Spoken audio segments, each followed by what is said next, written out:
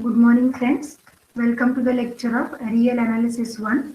Okay, before going to start today's lecture, we will just have a look on the concepts we have studied in the last lecture. Okay, in the last lecture, we have studied these notations. Okay, what are the notations we have used? Capital MI stands for supremum of the given function in the ith subinterval xi minus 1 to xi. Similarly, small mi stands for infima of the given function in the same ith subinterval. Capital M is the suprema of the given function in the whole interval a to b. Small m is the infima of the function in the whole interval a to b, and this is what the relation we have established between the suprema and infimas of the function in the ith subinterval and in the whole interval. This is what a relation. With the help of this inequality, we have deduced a result. What is the result? See, look at this inequality number 2. Inequality number 2 tells us that the values of upper sum and lower sum of the function with respect to partition P lies between the two values. Which are the two values? Small m times b minus a and capital M times b minus a. Here with this red color sketch, I have shown what is small m times b minus a.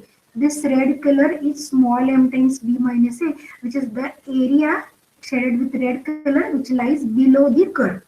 Similarly, capital M times b minus a is the area shaded with red color again and which lies above the curve.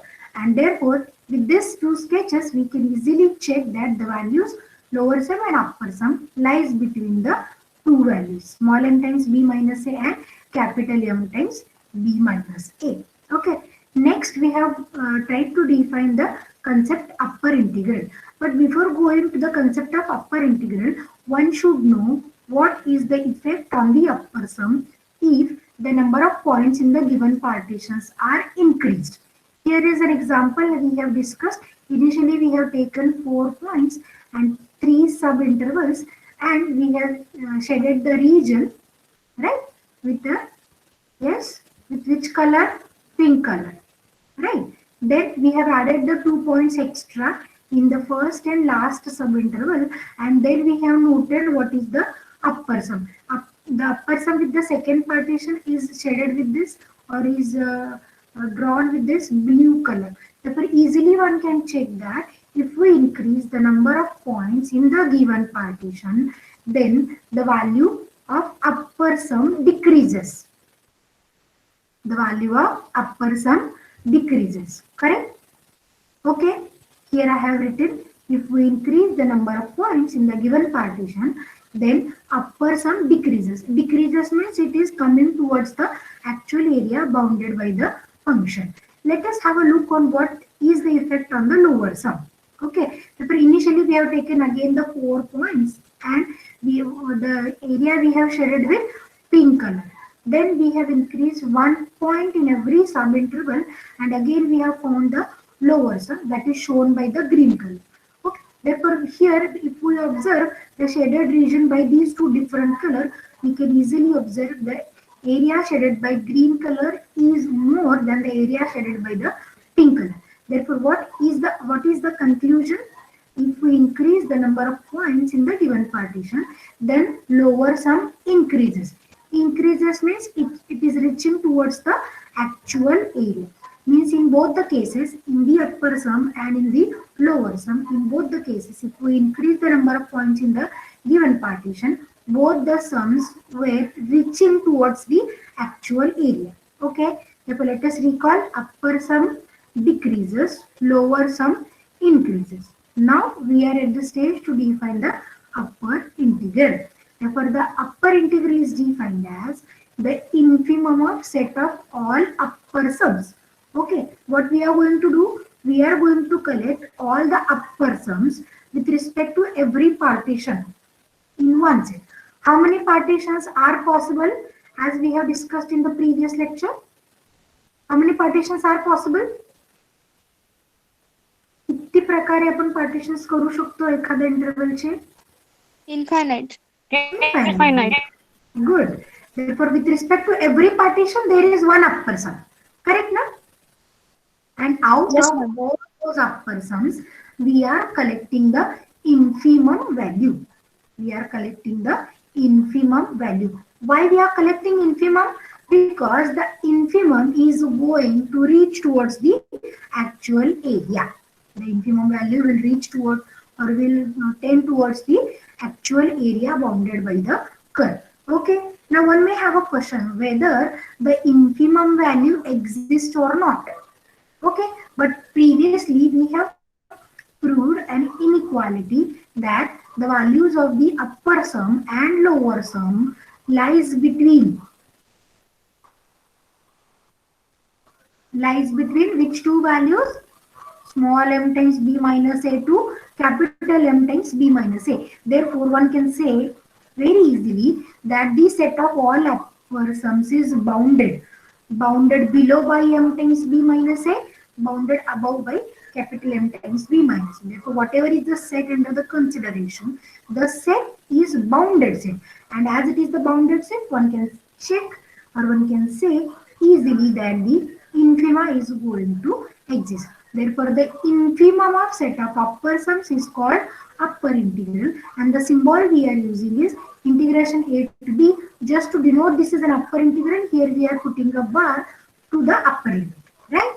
Similarly, the second integral was defined to be lower integral, and it is defined to be the supremum of set of all lower sums. Supremum of set of all lower sums, and is called as lower integral. Again, with this similar discussion, we have infinite number of lower sums corresponding to every partition T. Okay, as this set is bounded again with the same conclusion. Set of all lower sums bounded between small m times b minus a to capital M times b minus a. Therefore, this set under the consideration is bounded again. This set is bounded again, right? Therefore, suprema exists. And why we are taking suprema? Because the supremum value of the lower sum is increasing, or it is reaching towards the actual area. Anyhow, our aim is to find out the area bounded by that curve. Okay. Therefore, we are emphasizing to reach towards the actual area. Therefore, the symbol we will use integration a to b, and we will put a bar to the lower limit so that it will denote a lower integral. Okay. Then a mathematician Darbox has given the condition of integrability, and the condition of integrability is the function f is said to be Riemann integrable or simply integrable, because up to now we have not used the word Riemann integrable. We have used the word simply integrable only, right? Therefore, the function is said to be integrable when the two integrals are equal over the closed interval AB. That is, upper integral is equal to lower integral is equal to actual integration. If the two values are equal, the function is said to be Riemann integrable or integrable. And the common value of these two integrals, upper integral and lower integral, is called as the Riemann integral. And whenever a function is Riemann integrable over the closed interval AB, we are writing this with a symbol f belongs to R of AB or f belongs to R simply. Here this capital R stands for Riemann integrable, not for real numbers. Not for real numbers. Okay. Therefore, the two integrals are defined. Let me repeat. Upper integral is infimum of set of upper sums. Lower integral is supremum of set of lower sums. Okay. Darbox condition of integrability tells us that the function is said to be Riemann integrable if upper integral is equal to lower integral. Correct? And here I have told you the reason why the condition of integrability is essential. Let us just recall the reason. Okay. See what we have said with the previous statement, that whenever we have this area and we are finding the upper sums, okay, and we have seen upper sum is above the curve. Upper sum is going to lie above the curve, and whenever we are increasing the number of points in the given partition, then upper sum value is decreasing. Decreasing means it is reaching towards the actual area. Okay, means it is trying to reach towards the actual area. Similarly, we have seen that the lower sums is always below the curve, and whenever we increase the number of points in the given partition, the lower sum value is going to increase. Going to increase means it is again reaching towards the actual area. And whenever these two values, infimum of upper sum and supremum of lower sum, is reaching towards the actual area, and if both the values are equal, then the function is said to be integrable, and both the values will give you exactly the area bounded by the given curve. Here is an interesting example. I have told you why infimum of upper sum must be equal to supremum of lower sum. Okay, this is what we have seen in the last lecture. If students were having difficulty up to this, then you can ask me. If you are having a difficulty regarding the definition of integrability, which you have missed actually in the last lecture, right? If you have a difficulty, you can ask me, please. Otherwise, I will continue with the today's lecture. Any doubts from student side? No, ma'am. No, ma'am. No, ma'am. Okay, good. Shall I continue then? Okay. Yes, ma'am. Okay. Now, with the help of this Darbox condition of integrability, we have seen in detail that how the function is going to be integrable and how it is going to give us the actual area bounded by the curve. Now, depending upon the definition, we will write some remarks. Okay. What is the first remark? First remark says that whenever the function is integrable, the integral value lies between the two different values. And what are the values? If f is integrable,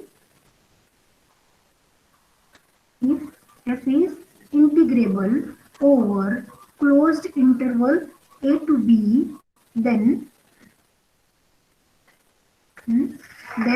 equation number 2 becomes, what is equation 2 we have written? We will just have a look. What is equation 2 we have written? Equation 2 is an inequality telling us that the value of upper sum and lower sum lies between the two bounds. Which two bounds?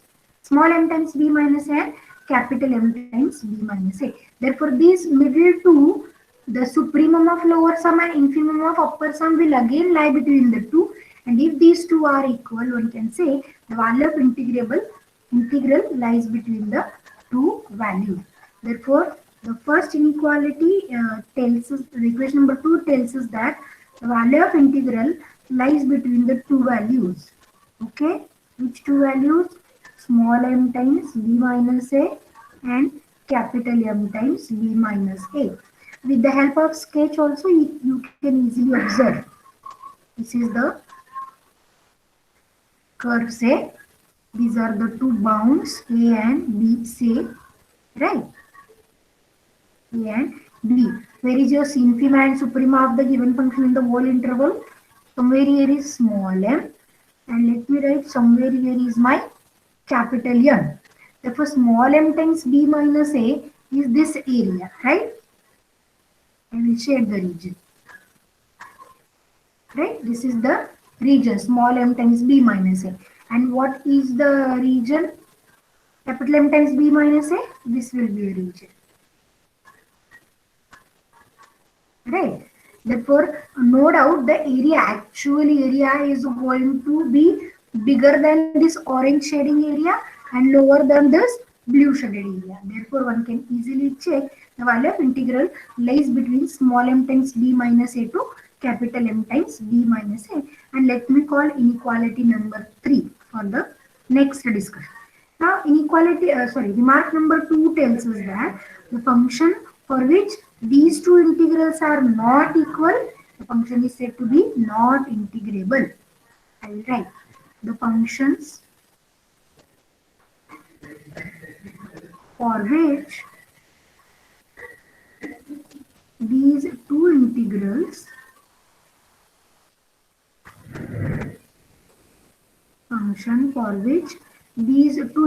which two integrals upper integral and lower integral. Upper integral and lower integral are not equal, are called not integrable. Okay, so for the first and foremost condition of integrability is both the values of integrals should be equal. Okay, third remark tells us that whenever we are writing an integral exists, it means that the function is bounded and integrable. Okay, the statement integral a to b f ds exists. See, whenever we say that it is exist, what it means? It implies that the function f is bounded and integrable. Why we are saying bounded? Because whenever the function is bounded, then only we are checking the integrability. We are not checking the integrability for not bounded function. Because for not bounded function, there is no exact area bounded by the curve. Right? There is no exact area bounded by the curve. Now in remark number 2, we are actually combining inequality number 2 and 3. Here I will just write the inequality number 2. M times b minus a is less than or equals to close to upper sum and is less than or equals to capital M times b minus a. This is our inequality number 2. Now if we just observe inequality number 2 and 3, we know always that the lower sum is less than or equals to actual integration. Upper sum is greater than or equals to actual integration. Correct na? Why? From 2 and 3, one can easily write down that the value small m times b minus a is less than or equals to lower sum, and the actual value of integration lies between lower sum and upper sum.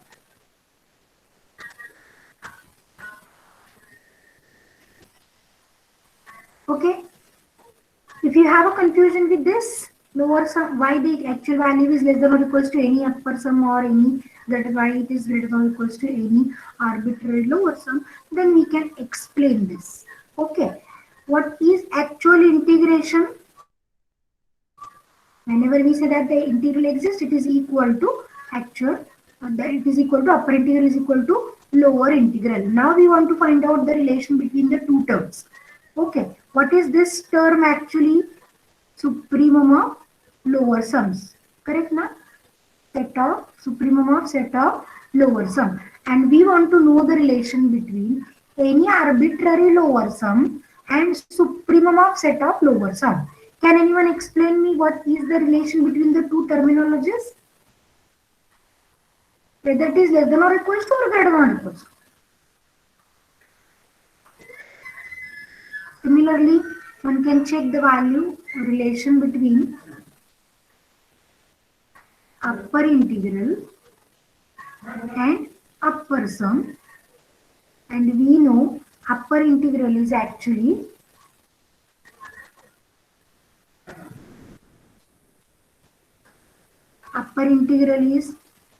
what is upper integral? Infimum of set of upper sums. Now what is the relation between infimum of upper sum and upper sum? Yes, is the voice clearly audible? Yes, ma'am. Yes, ma'am. What is the relation here then? Any arbitrary lower sum and set of supremum of set of lower sum. What is the relation? Because that relation we have used here actually. Correct now? If you want to understand this inequality, we want to know what is the relation between the two values. For this, let me give an example. What? Less than or equals to, you are saying? Greater than or equal to. No. Less than or equal to, ma'am. Less than or equals to. Can anyone explain why less than or equals to or why greater than or equals to?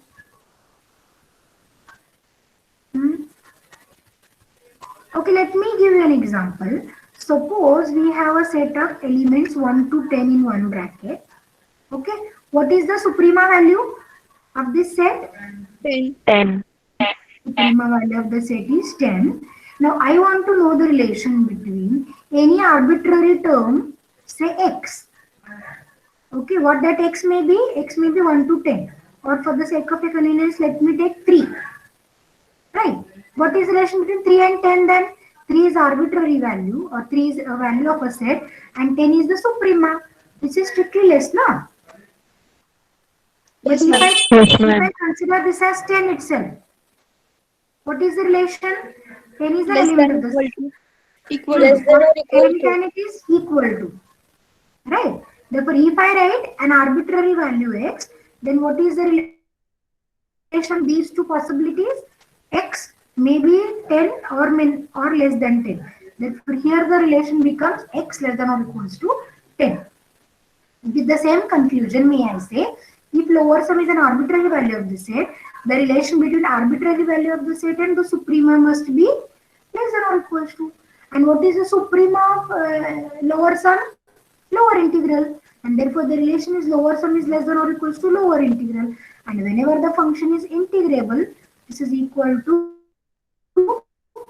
actual Upper integration. integral. Therefore, what is the relation holds? What is the relation holds? Lower sum is less than or equals to the value of integration. Same kind of relation here it is going to hold. Correct. What is the relation between arbitrary value of the set and infimum value of the set? In less than or equals to not. Infima is going to be less always, and suprema is going to be greater always. Right. Therefore, with this we have reduced this inequalities. Small m times b minus a less than or equals to lower sum less than or equals to actual integral less than or equals to upper sum less than or equals to capital M times b minus a. Whether you have a doubt in this inequality still? No, ma'am. No, ma'am. Good. Let me write the last remark. Okay. Now the last remark is about the difference between the two sums. Okay. That is UPF minus LPF. Okay. According to the definition, this UPF is capital MI delta xi. Right now, I running from 1 to n minus what is lower sum? Small mi Small delta m. xi. Good. I equals to 1 to n. Let me combine the sum. Okay. Let me combine the sum. Delta xi is going to be common, and we left with the value small capital Mi minus small mi. Okay. What this capital Mi minus small mi is called as? This is called as oscillations of F. This is called as oscillations of F in ith subinterval. In ith subinterval, and so this UPF minus LPF is denoted by WPF and is called as oscillatory sum. Is called as oscillatory sum. UPF minus LPF is denoted by WPF, is called as oscillatory sum, and this sum is always non-negative. WPF is always non-negative. Why it is non-negative? Because this value is depending on capital Mi minus small mi, and capital Mi minus small mi is always non-negative. Is always non-negative. Okay, let me tell you why this is called as an oscillations. Whenever we have a function, okay, suppose this is the ith subinterval.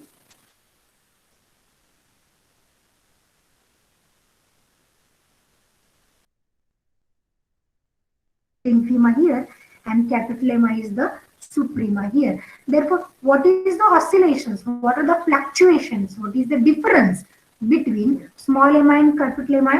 This much is the difference. Therefore, the value of the function can oscillate. The value of the function can oscillate between small mi to capital Mi, or one can say that these are the fluctuations. These are the fluctuations. And we know always suprema is greater or equal by infima. Therefore, capital Mi minus small mi is going to be non-negative. That's why this sum is going to be non-negative. This is non-negative. Delta xi is positive. What is the product? Non-negative into a positive value? It's non-negative. Non-negative. And sum of non-negatives? Non-negative. Correct, na? Sum of Yes, non-negative values is non-negative. Therefore, this oscillatory sum is always non-negative. Remember, this may be a question for your objective question exams, right? Now, let us move towards the examples to find out the Riemann sum integration values. Okay. One more thing before I forget, students has to write all the notes in your notebook. You have to prepare the separate notebook for every paper, and whatever the lecture we are conducting every day, you have to write all the notes in your notebook. Okay. And whenever the lectures will start physically, your notebooks will be checked. Is that fine? Yes, ma'am.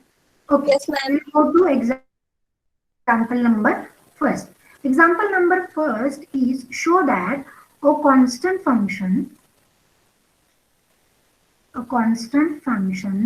k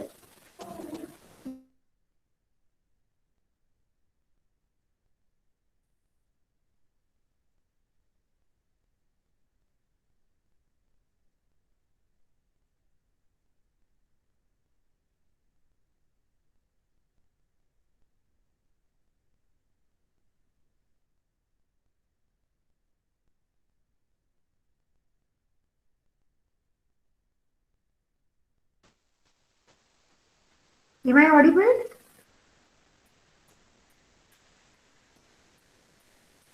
Ma'am. Okay. Okay, at the starting of the lectures, we have seen that the constant function is always integrable. And what is the value of integrability? Suppose this is a fixed constant k, and this is the interval prescribed to us, a to b. Okay, then what is the value of or what is the area bounded by this curve? Is this region correct now? Yes, Okay, ma'am.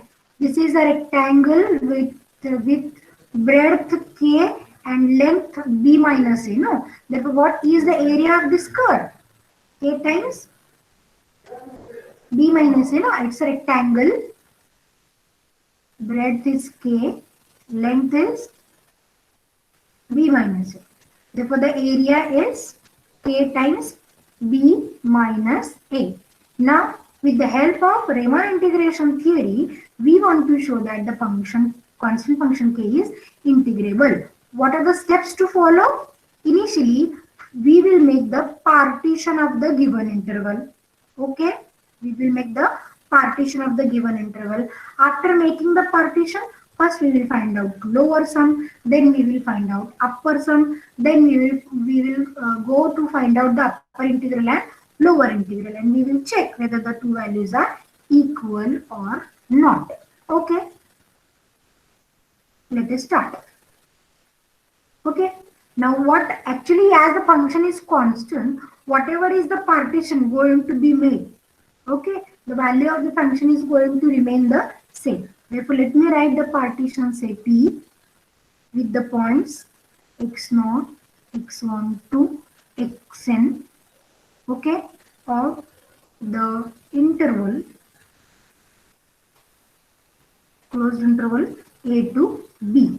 Okay, therefore, suppose these are what the partitions we have made. This is my k, and these are the partitions. x0, that is a, x1, x2, somewhere here it is, xn is equal to b. Okay, these are the partitions we have made. Okay, now in order to find out the lower sum, what is essential for us to find out? Infima of the function in every subinterval. For finding the upper sum, it is essential for us to find out the suprema of the function in every subinterval. Can anyone tell me what is the suprema and infima in the first subinterval? x0 to x1. what is the suprema and infima in this first subinterval of the given function? From student side. Hmm. As it is the constant function, whether we have to think so much in order to tell us It the is same, ma'am. It is same. Both are same, ma'am. And what is the value? K. K times B minus. No, k only, suprema I am asking, no? Right. Therefore, let us find out the lower sum first. Okay.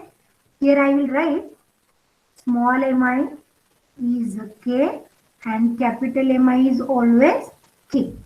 Right. For I equals to 1 to n. It's an easy example because it is a constant function. Therefore, let me write lower sum small mi delta xi summation I equals to 1 to n. Let me run up the sum over I. Therefore, this is m1 delta x1, m2 delta x2, so on up to mn delta xn. Okay. Now, whatever is the partition we have made, the infima and suprema is going to be k in every subinterval, right? Therefore, what I will do, I will write the infima values first. What is the infima value? K delta x1 in the first subinterval.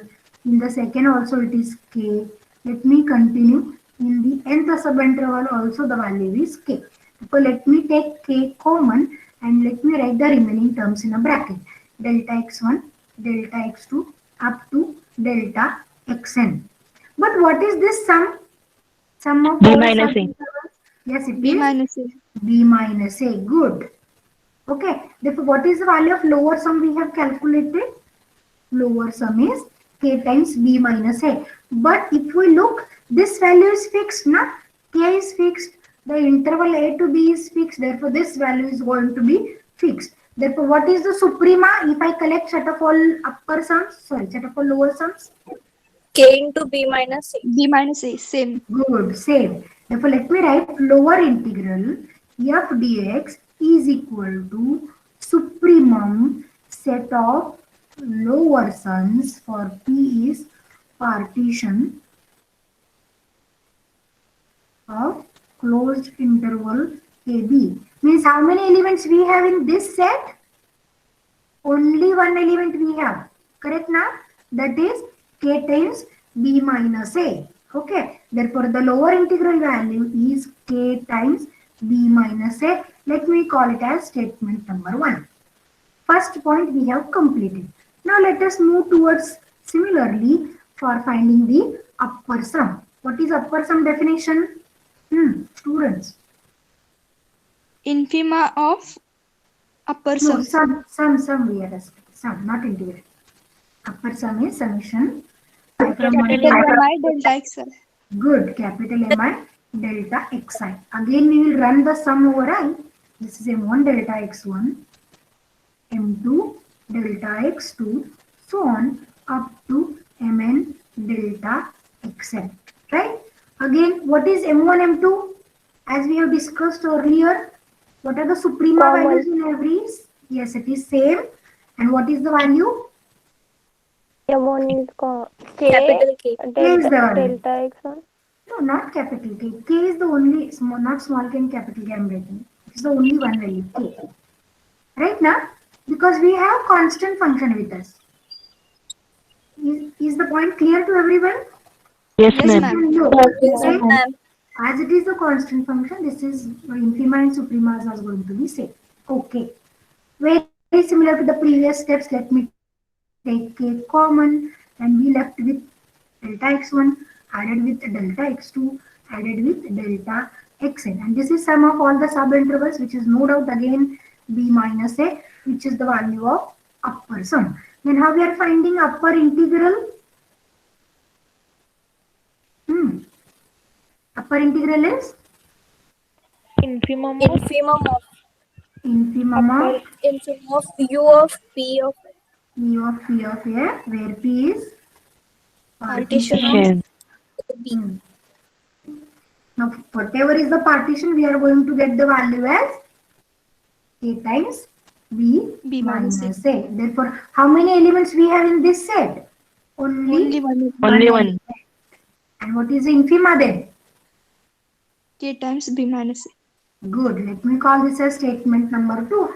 Now from statement 1, lower integral is k times b minus a. From statement 2, upper integral is also k times b minus a. Therefore, may I say both the integrals are same? From 1 and 2, Yes. lower integral is equal to upper integral, right? Therefore, and what is the value? K times b minus a. Hence, the function is the Riemann constant. integrable. Good. Hence, the constant function is R integrable. Correct, na? And what is the value of integration? Here only I will write. Integration a to b, k dx is equal to k times b minus a. Is that fine? Yes, ma'am. Yes, ma'am. Okay, good. Now we will move towards another example. Example number 2. Okay. Example number 2 says that show that x squared is integrable on any interval. Close interval a to okay, it is given to be 0 to k. There is a constant. What is the function? F of x is given, x square it is given, and the interval is provided to us is 0 to k. Okay. Again, what are the steps to follow? First, we will make the partition.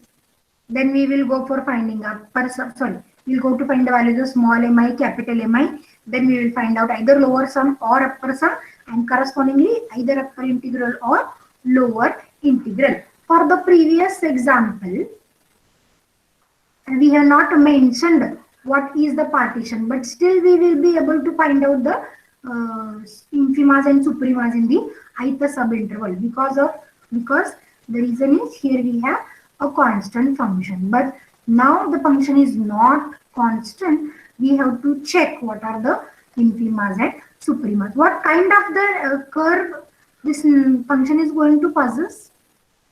U-shaped parabola in first and second quadrant. Good. U-shaped parabola. Touching origin or not? Touching origin. Touching origin.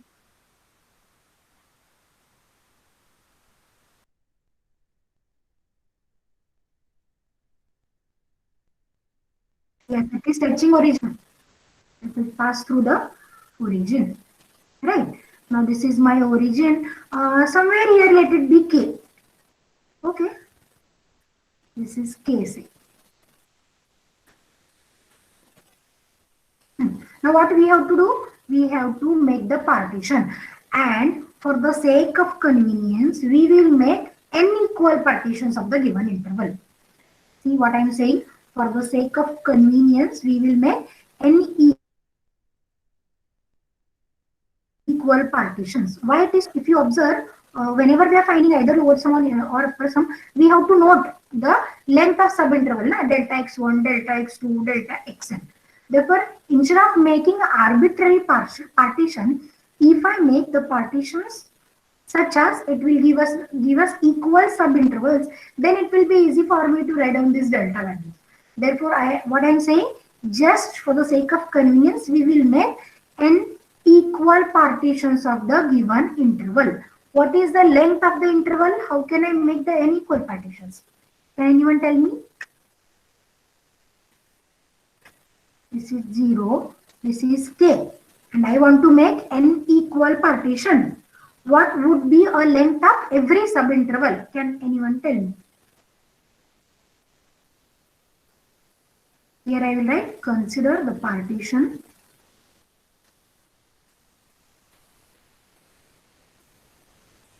P of closed interval 0 to k obtained by dividing the interval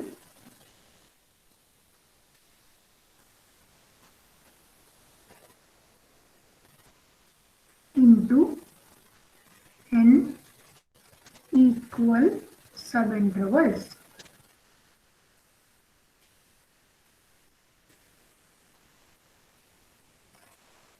Yes, what is the length of this interval? 0 to k? K. K. K. Now what will be the length of every subinterval if I divide it into n parts? K by N. Good, it is k by n. What are the coordinates? After 0, what will be your first coordinate then? K by N. K by n. Second coordinate? 2K by Is N. it 2k by n? Here it is 3k by n. Correct now? Let me Yes, ma'am. continue. Let me write somewhere the coordinates of ith subinterval. What are the coordinates of ith subinterval? See, for first subinterval, this is 1k. For first subinterval, it is 0 to k by n. For second subinterval, it is 1k by n to 2k by n. Therefore, what would be the coordinates of ith subinterval? I minus 1 into k upon n. Good. I minus 1 k upon n to I k upon n. Is that fine? Therefore, what are the partition points? First point is 0. Second is k by n. Third is 2k by n. 3k by n. Continue. Somewhere here it is I minus 1k by n to I k by n. And again continue. What is the last one? NK by N. Nk by n, that is k. Nk by n, that is k. Fine. Therefore, let me write down what is the ith subinterval. Ith subinterval. The coordinates are. What are the coordinates of ith subinterval? I minus 1 k by n. I k by n. Good. Okay. And what is the I value? Lies between 1 to 1 to N. n. Good. Now, what is the length of ith subinterval?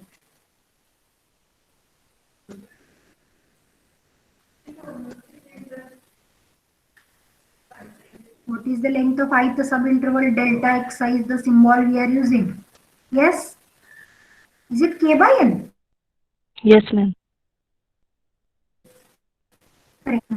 Length of kth subinterval. Now you have to tell me the supremas and infimas. Here I will show you. Somewhere here, let it be I minus 1 k by n. Okay. And let this be I k by n. So this is the ith subinterval I have marked out. Can anyone tell me the infima and suprema value? This is infima. This is suprema. Correct? What is this value?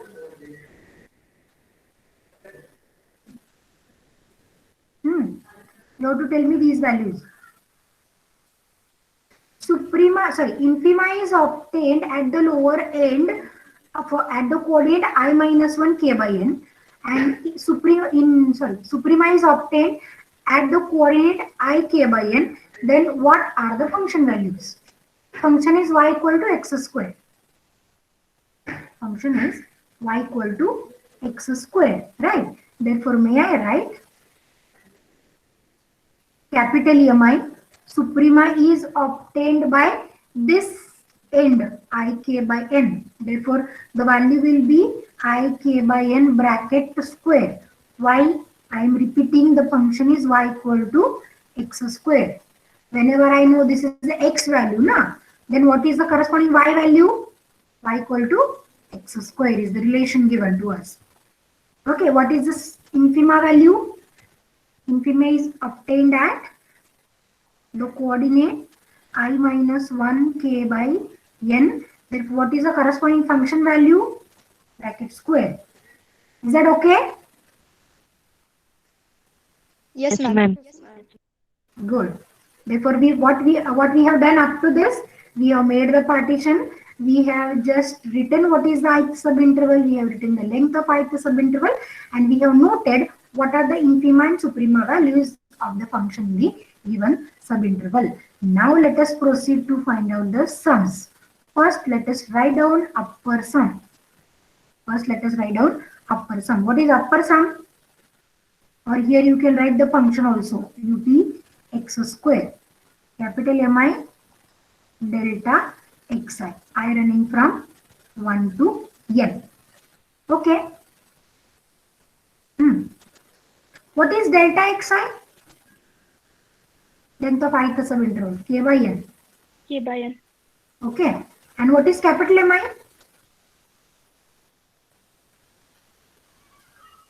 I k by n bracket square.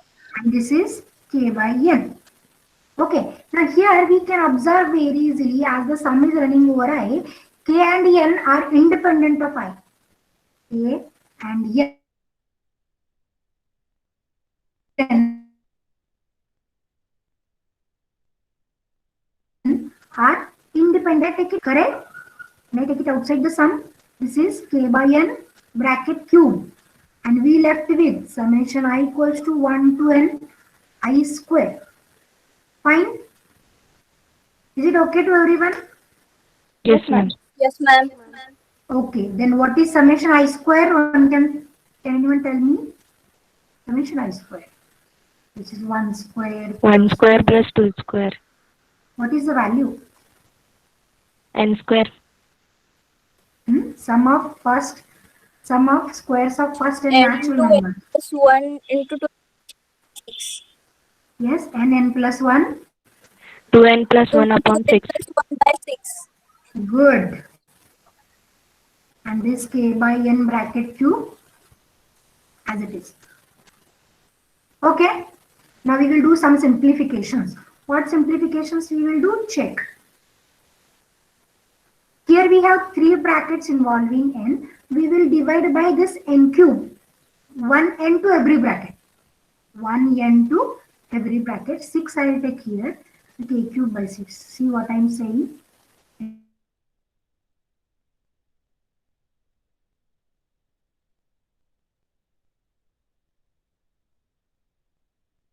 N plus 1, 2n plus. Okay, 1 n will get cancelled. Let us divide by another n to this bracket. Is it 1 plus 1 upon n? And similarly, this is 2 plus 1 upon n. What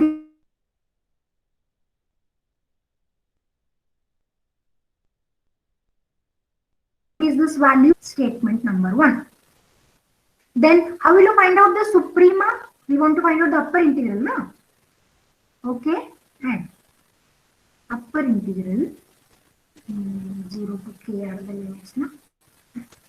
0 to k upper integral f dx is equal to infimum of upper sum is partition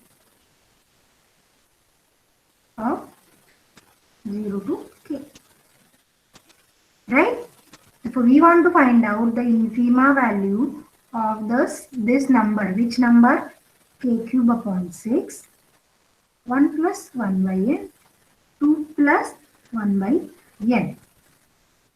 Correct now? How will you find out this infima value? Infima value depends on n. Correct now? It depends on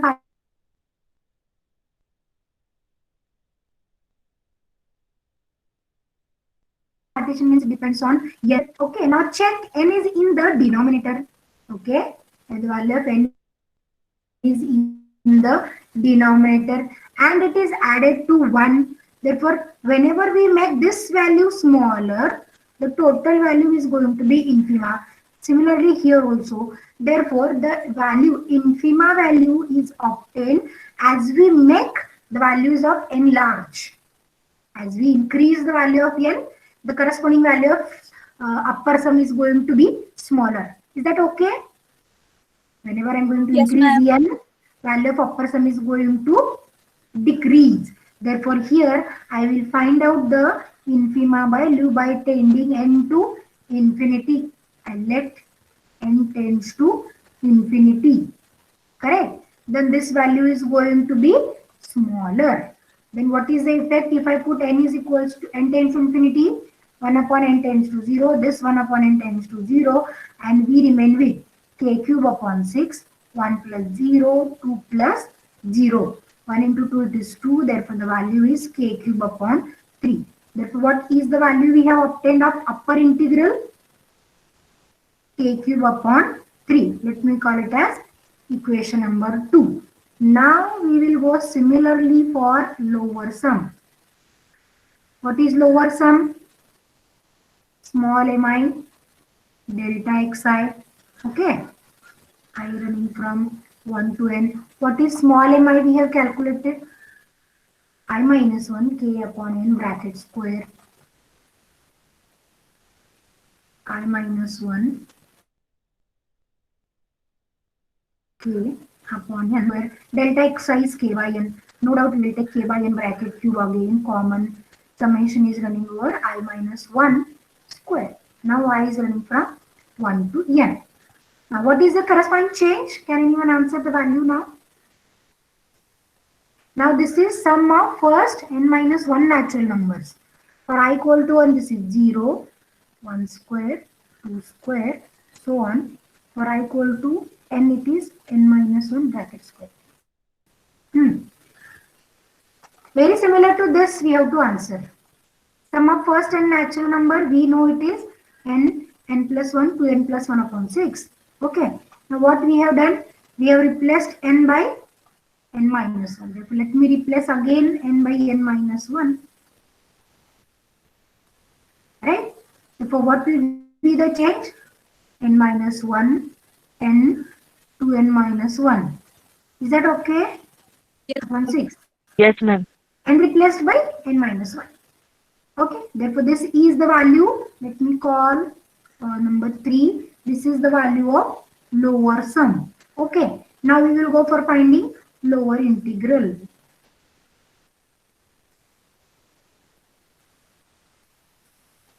What is lower integral? Supremum, lower sum, where P is partition. Oh, sorry, I have not divided by n cube. I forgot to divide by n cube. So this is k cube by 6. Again, we will divide by n cube to these 3 terms. Therefore, the value is 1 minus 1 by n, 2 minus 1 by n. Let this be third equation. Fine, na?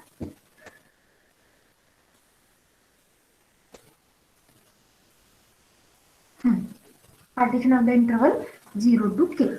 What is this value we have obtained? K cube upon 6.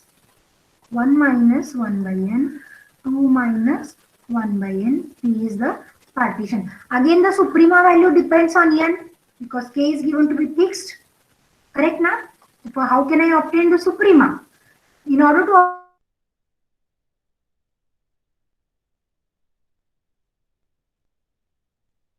obtain the suprema, if you observe this moment, the term 1 by n is subtracted over from 1. Therefore, if I want this value to be maximum, the subtracted value should be minimum. 1 minus 1 by n is the value. And if I want the maximum value of this bracket, this term is subtracted. So for this bracketed value must be maximum whenever the subtracted value from 1 is minimum. Therefore, again, in order to find this 1 by n to be minimum, we will take n tends to infinity. Therefore, again, this obtained by letting n tends to infinity. Don't get confused. In both the cases, though we are letting n tends to infinity, but the terms are appearing with different symbol. Here the term 1 plus n to 1 by n 2 by n is added and we want to find the infima. That's why we have made this term smaller. Now here is exactly opposite case. 1 by n is subtracted and we want to find out suprema. Therefore we are subtracting the minimum value, right? So that the sum will be maximum, right? What will happen if n is tending to infinity again? K cube upon 6, 1, 2. Therefore the value is k cube upon 3. Let me call this as number 4. Now look at your equation number 2 and equation number 4. What is equation 2 says? Upper integral is k cube by 3. What equation number 4 says? Lower integral is k cube by 3. By Thus, from 2 and 4, upper integral and lower. the upper integral is equal to lower integral. And what is the value? A cube by 3. Thus, the function f of x is equal to x square is integrable. Riemann integral. Riemann integrable. Okay. Have you understood this today's lecture? I will just give you one Yes, ma'am. example Yes, for ma'am. homework. You try for this example. Show that 3x plus 1 is integrable on closed interval 1 to 2. Okay, this is the example for homework. Hint is, again you have to divide the given interval into n equal parts. Find the suprema and infima in ith subinterval. Then find lower sum, upper sum. Then find lower integral, upper integral. If all these values are equal, we can say that the function is integrable. Right?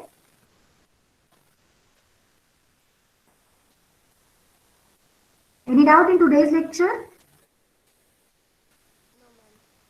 No, ma'am. No, ma'am. No, ma'am. Good. Now you have to wait till I take the present T. Okay. Thank you for being with me in today's lecture.